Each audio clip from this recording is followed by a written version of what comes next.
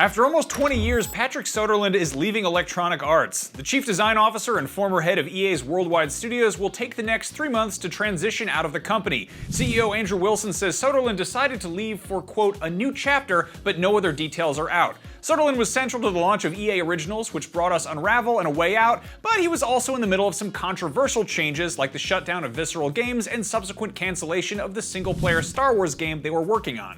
Oh, and of course there was that whole Battlefront 2 loot box fiasco. But the world's second largest game publisher is forging ahead with some studio restructuring and what Soderlund called a moral compass for loot boxes. We'll wait and see.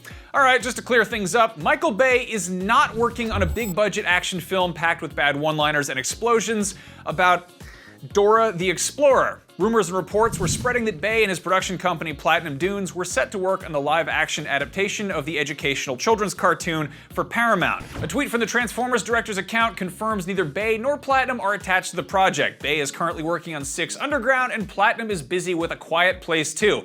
Now, speaking of quiet, let's have a moment of silence for the utterly absurd spectacle that would have been Vaya con Dios Michael Bay's Dora the Explorer. Maybe some better timeline got a movie like that. Smash Bros. Fans think they've figured out the new game's single-player campaign. It involves a certain mostly dead Italian plumber in green overalls. Even though the world watched him die during Nintendo's Super Smash Bros. Ultimate Direct last week, we've been assured that Luigi is still alive. A floating skeleton just ripped his soul out of his body using a large scythe. It's easy to see how that could be confused with death.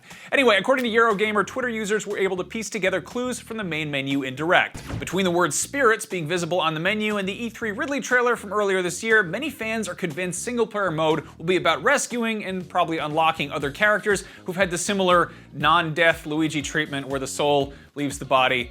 I don't know, it's Nintendo, they've always been pretty weird. That is your daily fix for August 14th. Now that you're all caught up, check out a segment from last week's Up at Noon where we unbox the new Nintendo Switch battery packs that are officially licensed by Nintendo and worked on in conjunction with Anker. They are perfect if you're on the go and your Switch is dead. Oh, sorry, if your Switch had its soul ripped from its body. With that, I'm Max Scoville. Don't forget to download the IGN app, and remember, you can get your fix anytime online at IGN.